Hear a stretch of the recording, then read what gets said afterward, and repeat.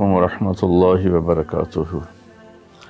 الحمد للہ وکفی وسلام علی عبادہ الذین اصطفیٰ، اما بعد۔ رجب کے مہینہ میں اللہ تعالیٰ کے نبی کو اللہ تعالیٰ نے اپنے پاس بلایا، جس کو ہم معراج کہتے ہیں، شب معراج، لیلۃ المعراج، اور اس کے لیے اہتمام بھی کیا جاتا ہے، عبادات کا، خیرات کا۔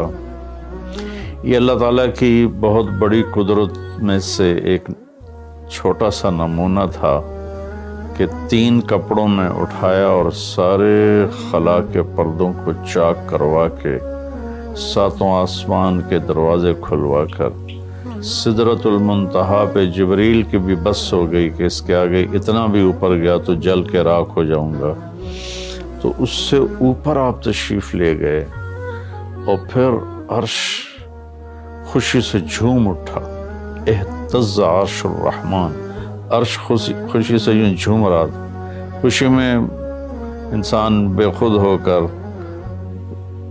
جھومنے لگ جاتا ہے، تو اللہ کا عرش جھومنے لگا آپ کی آمد پر، اور پہلی ہستی ہیں جن کا قدم اللہ کے عرش پر پڑا، اور اللہ تعالیٰ اور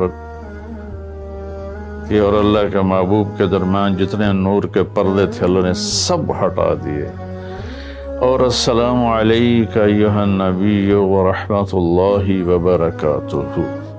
اللہ تعالیٰ نے ایسا خوبصورت سلام پیش کیا، تو اللہ کے نبی پہ قربان جاؤں، انہوں نے اپنی امت کو بھی شریک کر لیا، السلام علینا وعلی عباد اللہ الصالحین، اللہ ہمارے اوپر بھی سلام ہو آپ کا، اور جو میری امت کے نیک لوگ ہیں ان پر بھی آپ کا سلام ہو، آپ کی رحمت ہو۔ تو معراج کا واقعہ اسباب کے خلاف ایک انتہائی عجب اللہ کی قدرت ہے، اور اس میں ایک چھوٹی سی بات عرض کروں کہ جب آدمی پس جاتا ہے نا اور کہتا ہے متی نصر اللہ، یا اللہ تیری مدد کہاں ہے، تو پھر اللہ کی طرف سے جواب آتا ہے الا ان نصر اللہ قریب، بے شک میری مدد قریب ہے، آ رہی ہے۔ یہ واقعہ طائف کے بعد پیش آیا ہے، جب آپ بے بس ہو گئے تھے، پتھر کھا کے شدید زخمی ہوئے، پھر آپ مکہ تشریف لائے تو باہر ٹھہر گئے، اندر آنے کی آپ کی سکت نہیں تھی، اور آپ نے زید ابن حارثہ کو اخنس بن شریک کے پاس بھیجا کہ مجھے پناہ دو، میں مکہ میں داخل ہونا چاہتا ہوں، تو اس نے انکار کر دیا، کہا میں نہیں پناہ دیتا۔ پھر اپنے سہیل ابن عمر کو پیغام بھیجا کہ مجھے پناہ دو، اس نے بھی انکار کر دیا۔ پھر ایک اور عرب کے سردار تھے، ان کو پیغام بھیجا، غالباً صفوان بن امیہ کو پیغام بھیجا کہ مجھے پناہ دو، تو انہوں نے بھی انکار کر دیا۔ تو پھر آپ نے مطعم بن عدی کو پیغام بھیجا، ان کے بیٹے جبیر صحابی بنے، تو مطعم بن عدی کو پیغام بھیجا تو وہ آپ نے بچوں کو لے کر باہر گیا، اور اللہ کے نبی کو اپنے بیٹوں کے ساتھ لے کر مکہ میں انٹر ہوا، حرم شریف میں آ کے اعلان کیا آج کے بعد محمد بن عبداللہ صلی اللہ علیہ وسلم میری پناہ میں ہے، انہیں کوئی ٹچ نہیں کر سکتا۔ ابو جہل نے کھڑے ہو کر کہا تم یہ اس کا کلمہ پڑھ کے کہہ رہے ہو یا اپنی سرداری کے زوم پر کہہ رہے ہو، اپنی سرداری کے بلبوتے پر؟ اور کہا نہیں، میں نے اس کا کلمہ نہیں پڑھا، جو اللہ نے مجھے سٹیٹس دیا ہے اس کی وجہ سے کہہ رہا ہوں۔ کہ پھر ٹھیک ہے، ہم ان کو کبھی ٹچ نہیں کریں گے۔ اس قدر حال سنگین ہو گیا تھا، اور کبھی آسمان کے فرشتے نہیں روئے سوائے 2 جگہ۔ ایک دفعہ جب ابراہیم علیہ السلام نے حضرت اسماعیل کو الٹا لیٹایا اور چھری ہاتھ میں اور سر کے بال ہاتھ میں اس طرح، اور یوں آسمان کو دیکھ کے کہا یا اللہ تو مجھ سے ناراض ہو گیا ہے کہ میرے دل میں اسماعیل کی محبت آ گئی ہے۔ اس پر آسمان کے فرشتے زار و قطار روئے تھے۔ اور ایک جب ہمارے نبی کو پتھر پڑے اور پڑھتے پڑھتے بے ہوش ہو کے گر گئے، اس وقت ساتوں آسمان کے فرشتے روئے تھے، اور پھر ملک الجبال حاضر ہوا، یا رسول اللہ اجازت ہو تو ان کو ایسے پیس کے سرما بنا کے رکھ دوں، ان اطبق علیہم الاخشبین۔ آپ نے کہا نہیں، لا اللہ ان یخرج من اصلابہ من یوحد اللہ، نہیں، اللہ تعالیٰ ان کی نسل میں ایسے پیدا کرے گا جو اللہ کی توحید کو ماننے والے ہوں گے۔ اس تکلیف کے بعد یہ سفر ہوا کہ 27 رجب کو جبرائیل آئے، آسمان سج چکے ہیں، اور ہماری یعنی زبان میں یا ہمارے رواج میں کہ یا رسول اللہ استقبال کے لیے قطاریں لگ گئی ہیں، آپ ان کو لے کر گئے۔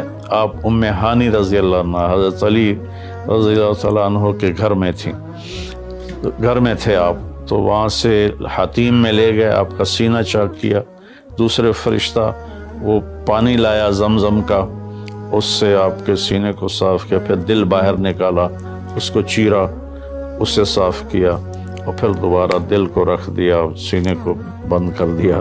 اب یہ سارا کچھ اپنے ہوش میں دیکھ رہے تھے۔ پھر وہاں سے براق پہ سوار ہوئے۔ براق گدھے سے بڑا قد، خچر سے چھوٹا قد والا ایک جانور تھا، جس پر آپ کو سوار کرایا گیا، اور وہ تھوڑا مستی کرنے لگا تو جبریل بولے تو یہ پتہ ہے تیرے اوپر کون سوار ہیں؟ تو اس کے ساتھ ہی وہ ایک دم سر نیچے کر گیا، اور پھر وہاں سے پرواز کی بیت المقدس، اور وہاں آپ نے 2 نفل پڑھے اور ان کو وہیں چھوڑ دیا، اس کو براق کو وہیں چھوڑ دیا۔ وہاں سے پھر سفر شروع ہوا اللہ کی طرف۔ اس سفر کو اللہ نے یوں بیان کیا، سبحان الذی اسری بعبدہ لیلا من المسجد الحرام الى المسجد الاقصى الذي باركنا حوله لنریہ من آیاتنا انہ هو السمیع العلیم۔ تو اس میں اہل علم کے لیے بڑا خوبصورت نقطہ بھی میرے ذہن میں ہے کہ یہ قرآن کی پہلی صورت ہے جو سبحان مصدر سے شروع ہو رہی ہے، سبحان الذی۔ پھر اس کو آگے لے جا کر اللہ تعالیٰ نے مصدر کے بعد فعل ماضی ہوتا ہے تو سبح للہ ما فی السماوات والارض کے ساتھ شروع کیا، تو مصدر آیا، ماضی آیا، ماضی کے بعد مضارع ہوتا ہے، فیوچر ہوتا ہے، مستقبل ہوتا ہے، تو یسبح للہ ما فی السماوات وما فی الارض الملک القدوس العزیز الحکیم۔ پھر اس کے بعد امر کا صیغہ ہوتا ہے تو سبح اسم ربک الاعلی الذی خلق فسوی۔ یہ قرآن کا اعجاز ہے، قرآن کی خوبصورتی ہے، قرآن کی بلاغت ہے۔ سبحان، سبح، یسبح، سبح۔ تو اللہ تعالیٰ نے پہلے اپنی پاکیزگی کو بیان کیا کہ جو کچھ کہنے والا ہوں میں سب کچھ کر سکتا ہوں، میرے لیے کوئی مشکل نہیں کہ میں اپنے بندے کو لے کر گیا۔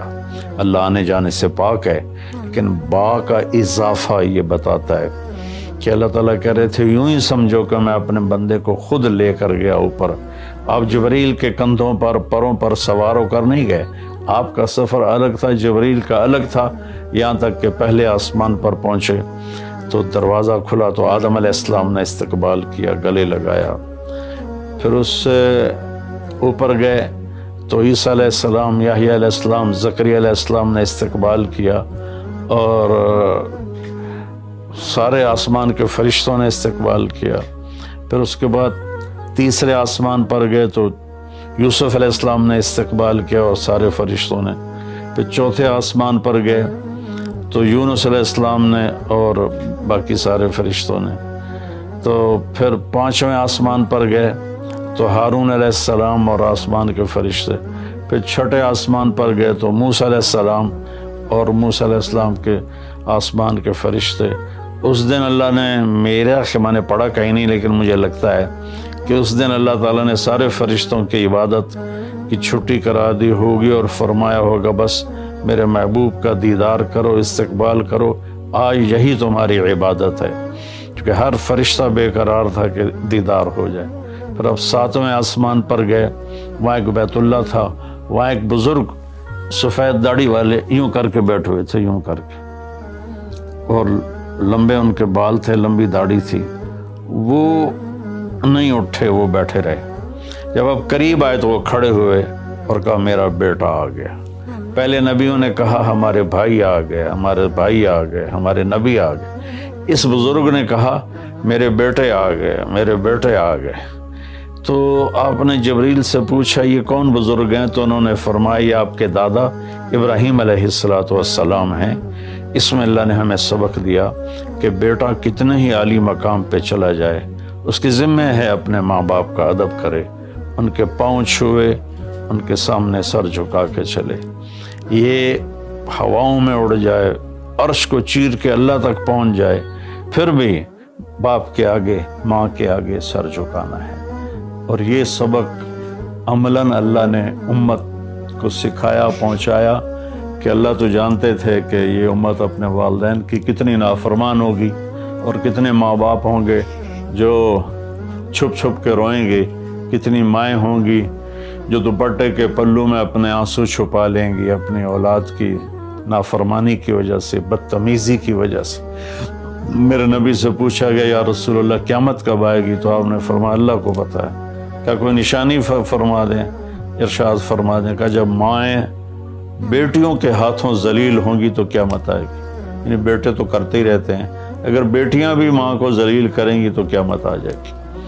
تو یہ اتنا بڑا مقدس رشتہ ہے۔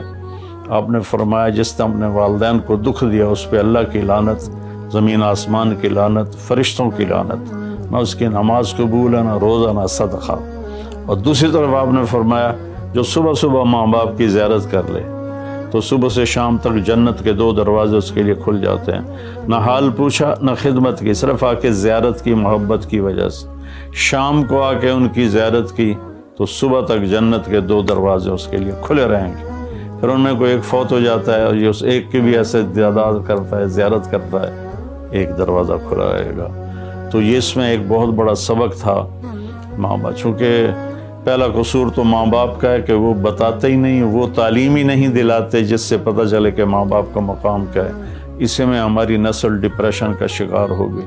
تو انہیں کیا پتہ باپ کون ہوتا ہے، ماں کون ہوتی ہے۔ تو آپ وہاں سے تشریف لے گئے تو سدرۃ المنتہا، جہاں بارڈر آ جاتا ہے ان مخلوقات کا، بارڈر پر جبریل نے کہا یا رسول اللہ بس آگے میرے پاس ویزا کوئی نہیں ہے، ایک بالشت بھی اوپر جائے، ایک گٹھ بھی اوپر جاؤں گا تو جل کے راکھ ہو جاؤں گا۔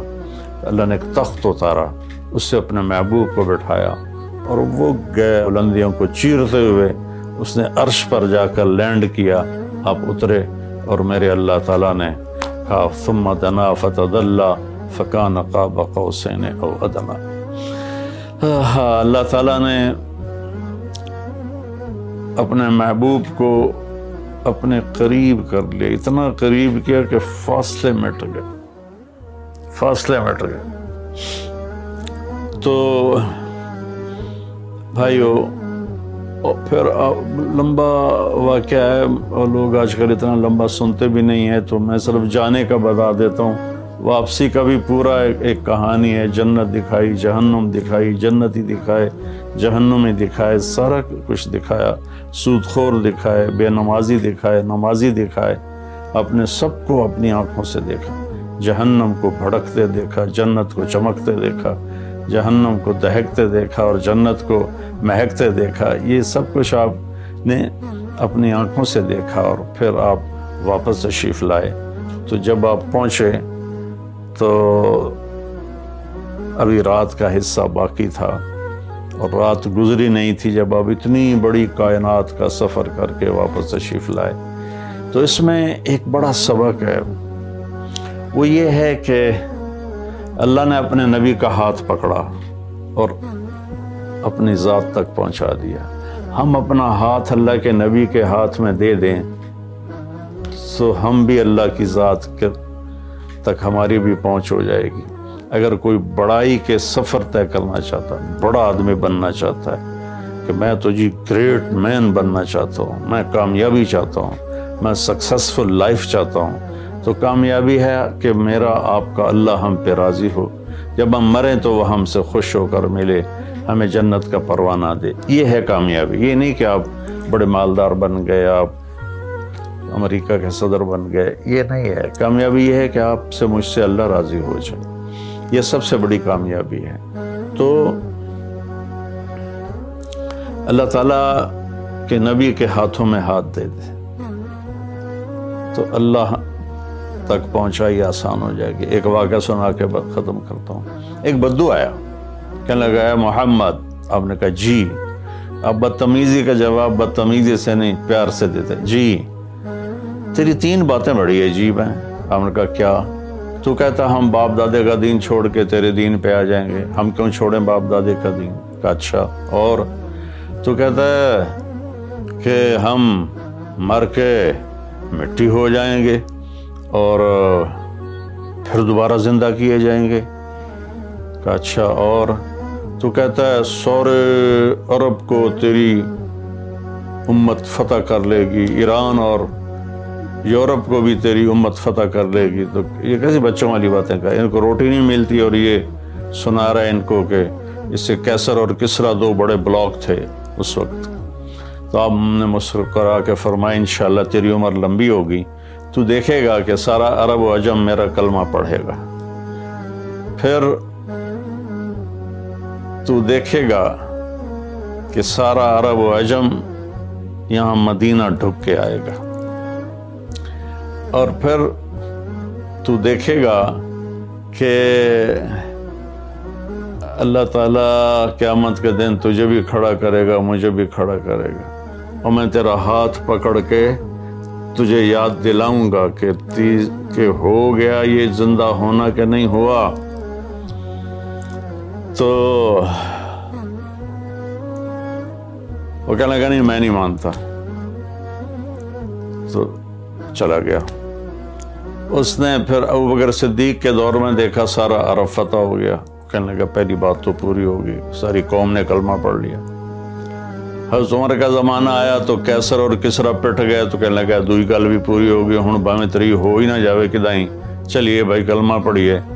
تو وہ وہاں سے اپنے علاقے سے آیا، حضرت عمر کے دربار میں آ کر اس نے کلمہ پڑھا۔ جب وہ آپ کی محفل میں آتا آپ اس کے لیے کھڑے ہو جاتے، بڑا اکرام کرتے۔ تو ایک دفعہ فرمایا کہ تم دیکھتے ہو میں اس بدو کا بڑا اکرام کرتا ہوں، میں اس محفل میں تھا جس میں اللہ کے نبی نے کہا تھا کہ رہے گی تیسری بات تو تیرا ہاتھ پکڑ کے بتاؤں گا کہ ہوئی کہ نہیں ہوئی، ہم مر کے زندہ ہوئے ہیں کہ نہیں ہوئے، اور قیامت کا دن جس کا ہاتھ میرے نبی کے ہاتھ میں آ گیا وہ جنت میں پہنچانے سے پہلے کبھی نہیں چھوڑیں گے۔ تو یہ وہ شخص ہے جس کا ہاتھ میرے نبی نے پکڑا ہوا ہے، اس کو جنت تک پہنچا کے چھوڑیں گے۔ تو میرے عزیزوں، میرے بھائی بہنوں، بچوں بچیوں، ہم مختلف قسم کی نافرمانیوں کا شکار ہیں اور اس میں ہم لذت ڈھونڈتے پھر رہے ہیں اور فرسٹریشن کا شکار ہیں۔ ہماری نئی نسل نشوں پہ لگی ہوئی ہے۔ اللہ کے واسطے سب سے ہاتھ چھڑا کر اللہ کے نبی کو اپنا ہاتھ پکڑا دو، آپ کو یوں پکڑیں گے اور اللہ پاک سے جا کر ملا دیں گے، اور فرشتے بھی آپ پر رشک کریں گے۔ یہ واقعہ معراج کی اصل تھیم ہے اور واقعہ معراج کا اصل پیغام ہے کہ کی محمد سے وفاتوں نے تو ہم تیرے ہیں، یہ جہاں چیز ہے کہ لوح و قلم تیرے ہیں۔ السلام علیکم ورحمۃ اللہ۔